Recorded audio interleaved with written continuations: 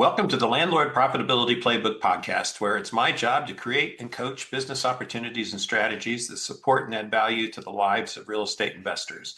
I'm Chris McAllister, the founder of ROOST Real Estate Company, and I'm here today with our Director of Marketing, Laci LeBlanc. Good morning, Laci.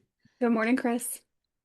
So today we're going to dive into what it's like or what priorities might be for investing in Ohio.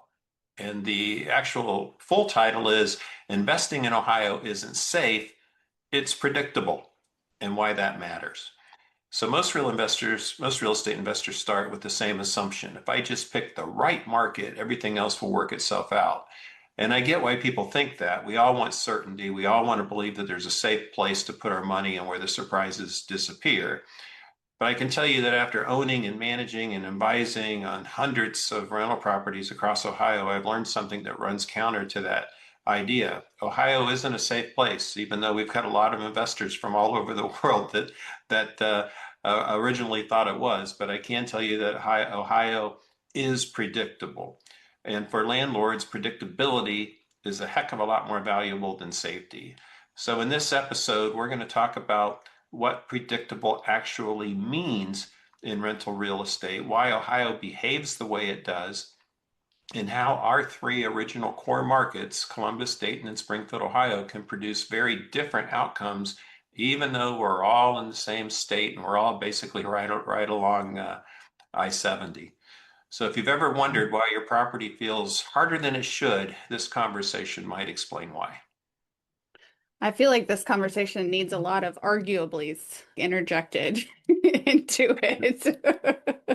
But because they're pretty strong claims that you're making, that picking the right market isn't enough. So talk to me more about that and tell me why so many investors get this part wrong. So market selection, I think, has been overly simplified. Investors are taught to chase labels, right? Safe, hot, emerging, cash flowing, instead of understanding how markets actually behave over time.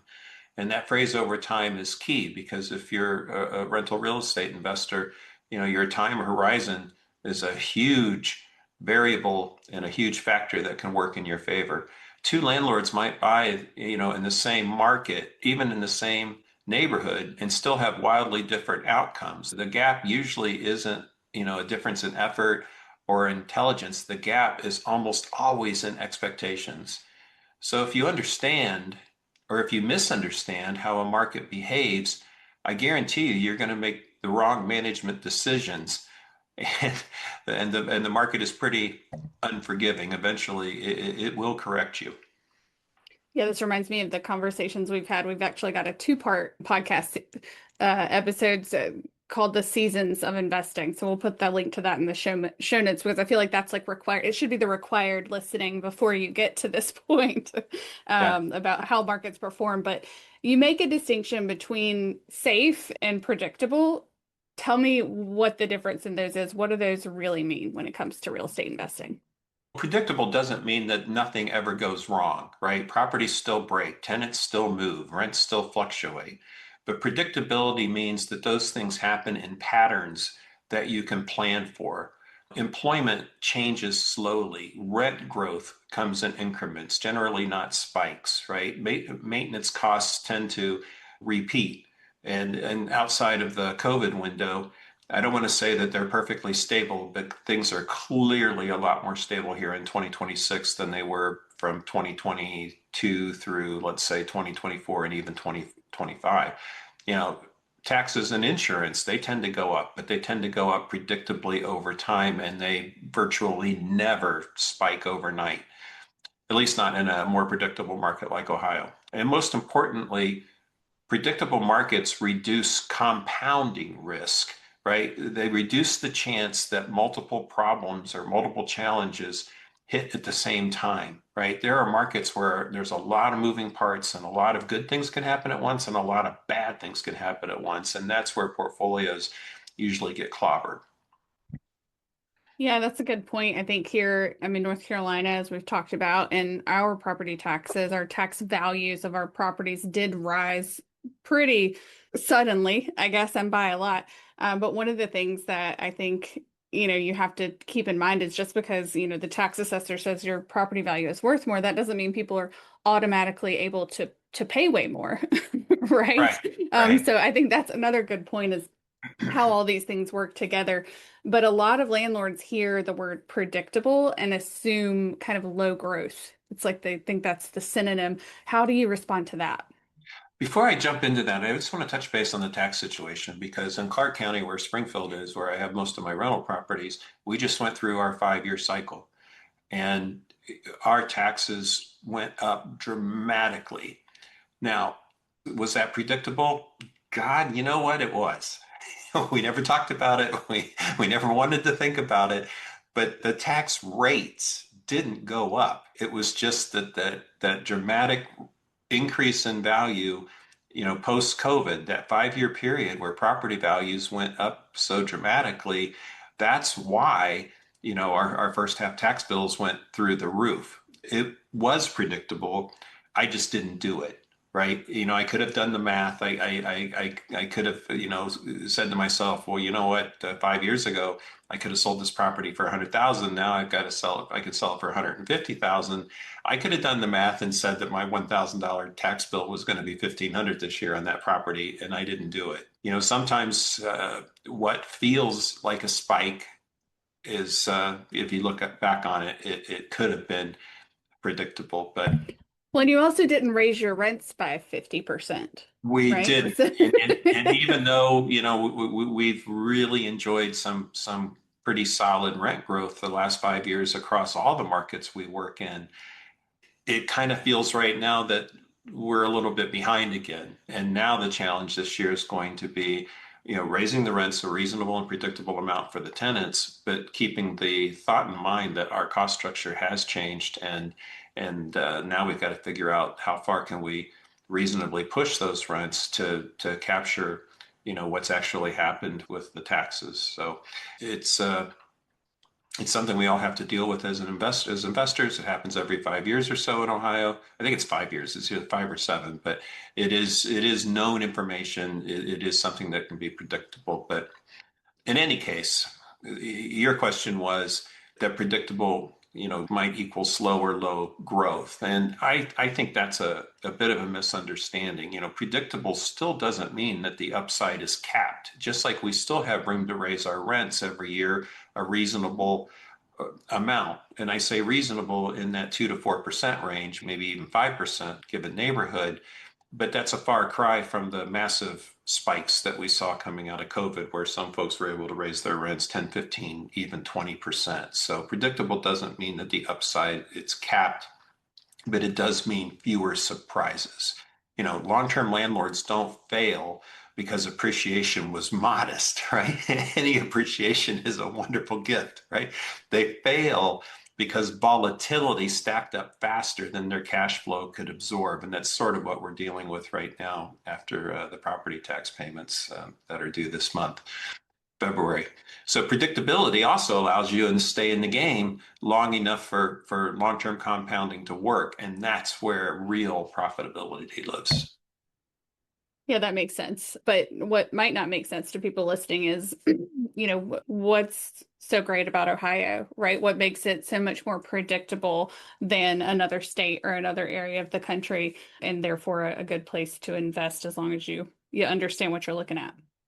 Well, I know Ohio. I know most of Florida, but Ohio isn't driven by a single story. And I say that because I don't know about the other 48 states specifically because I haven't worked or invested there. But Ohio isn't driven by a single story. There's no one industry propping everything up. Employment is spread out across healthcare, education, logistics, manufacturing, defense, and government. And population growth is modest, but which means we may not be having explosive growth like, say, Texas or Florida, but it also means we're not having dramatic declines in population. The housing supply itself tends to change gradually. And most renters are renting, you know, because they need a place to live, not because they're just passing through, right? So there are in some of the high growth states, you've got people that come in, they may only stay in those states, stay in that job for 2 or 3 years or even less, and then they move on someplace else. That tends not to happen nearly as much as in Ohio as it might in some of the high growth or Sun Belt states. So the unique properties that make up the Ohio economy, it tends to create stable demand patterns that landlords can actually manage into, if that makes sense. No, it does. And yes, I mean, stability is a nice synonym for predictability in a lot of ways. And I think, again, I'll use North Carolina as kind of the alternative to this. We were a big furniture state, especially Western North Carolina, big area in furniture manufacturing. So when the decline of furniture manufacturing came about, it wasn't sudden, but it felt sudden. Our whole part of the state really struggled. And that's just an example of the kind of the alternative side of things. There was one industry propping everything up. And so when that industry kind of failed, everything went downhill. But so just as a counterpoint. But let's talk a little bit about Columbus. So people call it Ohio's safe market, but I'm guessing that you might not agree with that. I think the label safe might miss the point a little bit. I don't consider any market safe because that implies an absence of risk, right? The fact is, Columbus isn't safe or, to be honest with you, forgiving at all, especially on the front end when you buy a property. The entry prices in Columbus are higher than most of the state. I would say the rest of the state. And competition for those properties is intense. And cash flow at acquisition and even the first 2, 3, 4, 5 years can be thin, especially if you're getting a loan. So where Columbus forgives mistakes is on the back end, right? At the end of the life of that rental property. So liquidity and appreciation have historically covered a lot of sins, if that makes sense, right? So even if somebody overpaid for a property, in almost every instance for the past probably 20 years in Columbus, appreciation and the final selling price at the end of that hold period has really covered a lot of mistakes. It's really bailed a lot of investors out. So the cool thing about Columbus is it's tough on the front end, but there tend to be a lot more exit options and then there's a lot more forgiveness. But still, that forgiveness to get to that period where that forgiveness is available still requires patience, right? It still requires time. It still requires a longer term horizon. So Columbus doesn't reward urgency, but it does reward staying power. Does that make sense? Yeah, it does. It sounds like, buy and hold is the Yeah. potentially the right answer in Columbus. Well, people tend to, there's people who buy rental properties and larger complexes in Columbus, with negative cap rates with the understanding that they're going to sit on that for 10, 15, 20, 25 years. And at the end of that period, appreciation is going to make them a tremendous amount of money. And that's why you have so many institutional investors buying up in Columbus for the long term the last few years. Yeah, so what kind of investors maybe would struggle in that area then? Any investor who needs an immediate return or needs to see immediate performance. If your deal only works if rents jump quickly, or if it looks like there's room to raise the rents on the property you have and you bank on that, it's just a bad bet, right? So if you're betting on rents being able to go up dramatically or expenses are going to magically come into line, because you're the best operator out there, I got to tell you, Columbus will feel frustrating. I would say it's not quite as extreme as what's the Mike Tyson story? Everybody has a plan until they get punched in the face. Columbus is sort of like Mike Tyson, right? Everybody's got a plan until they get punched in the face. So profitability in Columbus tends to show up later. So you need adequate money, capitalization, and you got to have the discipline to let the market do what it wants to do for you over time. Yeah, don't sell when it's low. Right? Like, don't get scared and get out when it drops. Dayton, on the other hand, behaves very differently. Talk to us a little bit about that market. Well, Dayton is about stability. It's not about speed. It's a classic Rust Belt city. It's anchored by institutions like Wright-Patterson Air Force Base, which has been a massive, a win for the area, gosh, my entire life. And it attracts a lot of different types of businesses. It attracts some technology, and it's just great to have that giant government entity there now and hopefully forever. So there's also a lot of respected healthcare systems. There's still some solid manufacturing that goes on in the Dayton area. And that type of institution or economy tends to produce from an investor perspective, that type of economy tends to produce longer tenancies, right? If somebody's going to rent a property, again, it's not about they're not only just going to be there for a year, 2 years, 3 years. If they find a property that works for their family, that's priced right, taken care of, they're going to stay there for a long time.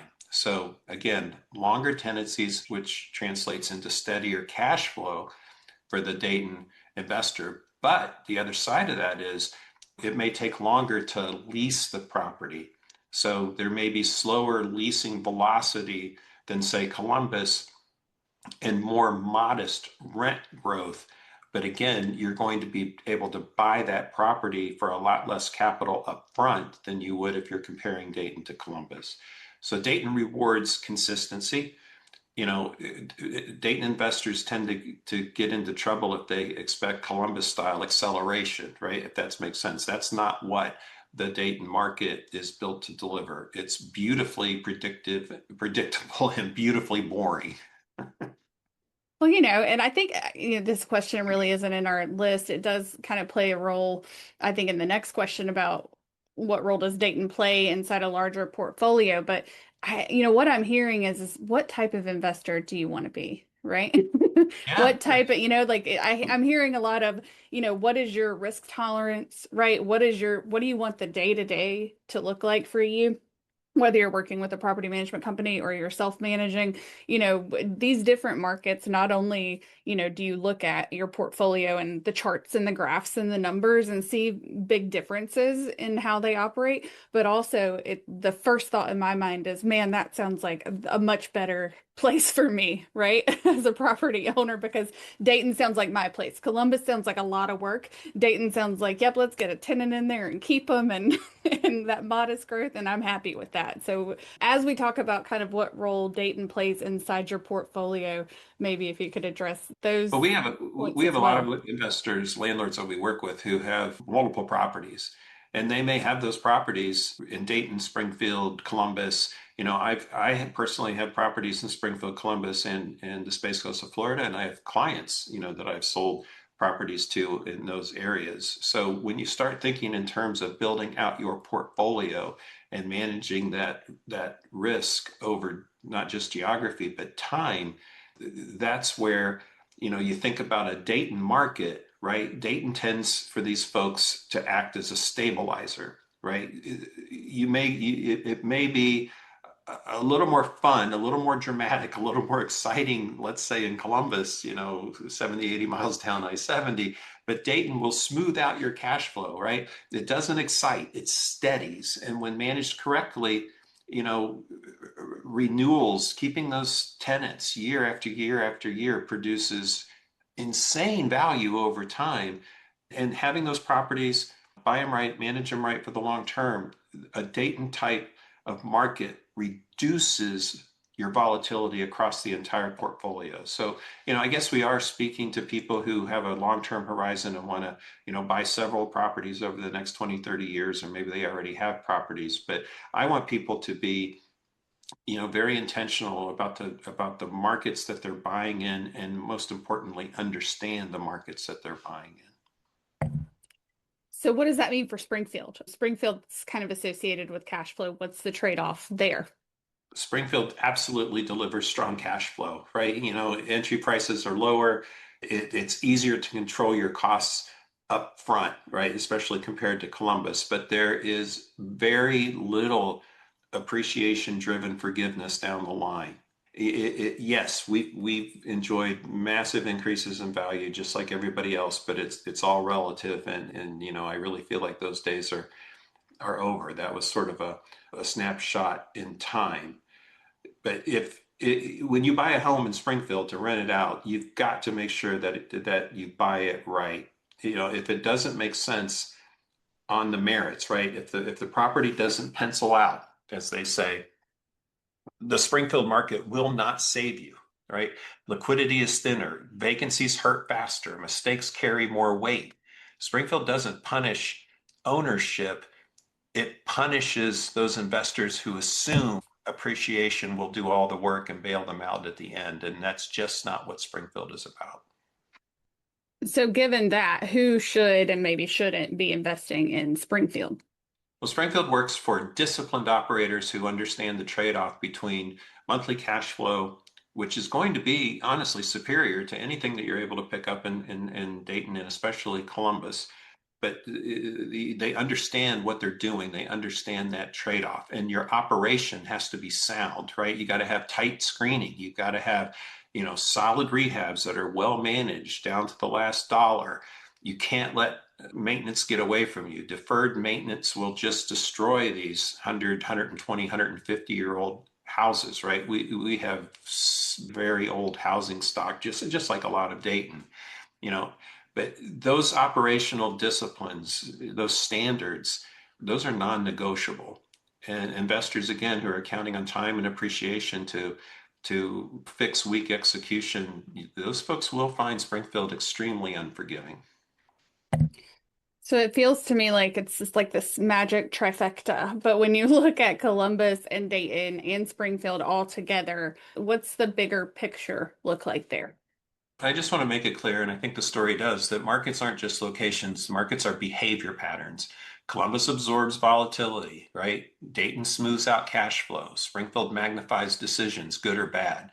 There's not one of those three markets that inherently better than the other. The problems arise when landlords manage, one market as thinking that it's going to behave like another.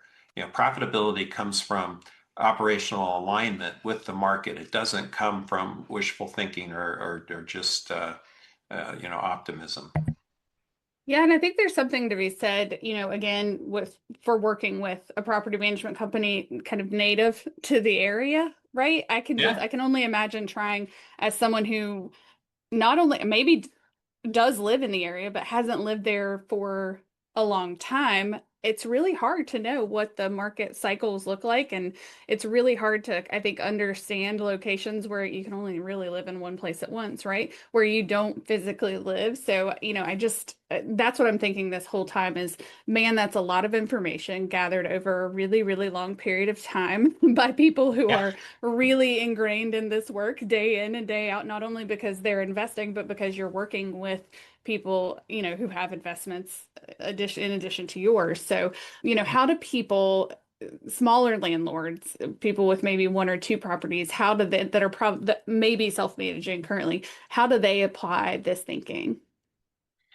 Um, well, before I answer that, I do feel that I should point out that, we've been managing in Springfield for other people, not just what we own, since 2009, I believe, is when Gretchen got her license. We've been at it in Springfield for 15 years now, and we will continue to work and invest in Springfield for years and years to come. But it took a while for us to internalize what Springfield was all about, and it took us a while to internalize what it was all about relative to the other markets that we work in, and how that's going to be different when we start working, in Cincinnati and Cleveland to the north. But anyway, as far as smaller landlords, even those with one or two properties, I just want anybody, any investor, every property sits inside of a broader behavior pattern. And when landlords judge performance in isolation, everything feels urgent and everything feels personal, right?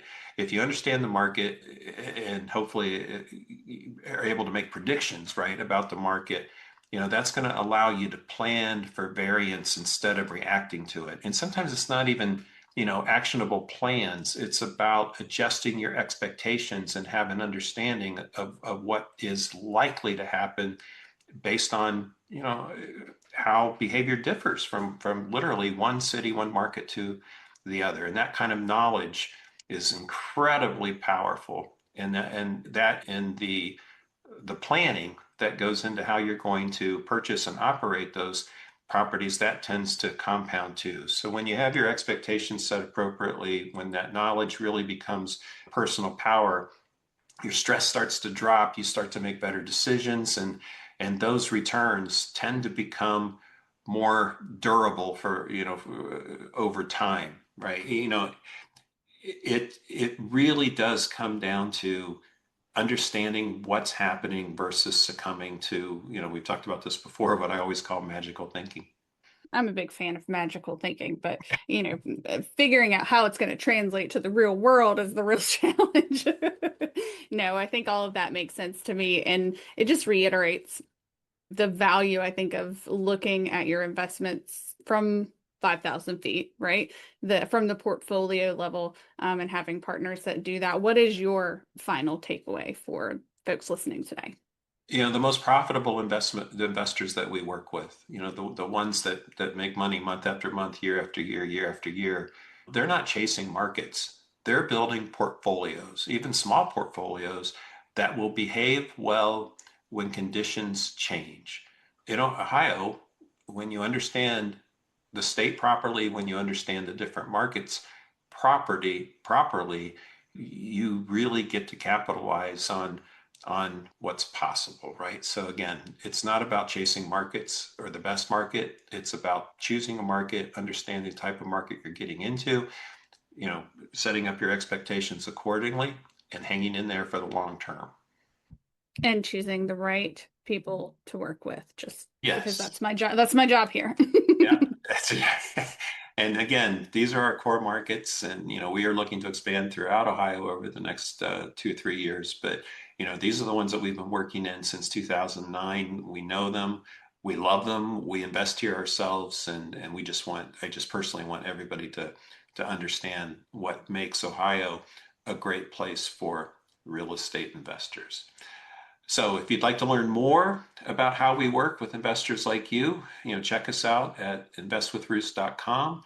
And if you'd like to go deeper in the subject, I want you to check out our new blog post called Investing in Ohio Isn't Safe. It's predictable, and that matters at learnwithroost.com. Thank you, Laci. Thanks, Chris. And thanks to everybody for listening. See you next time.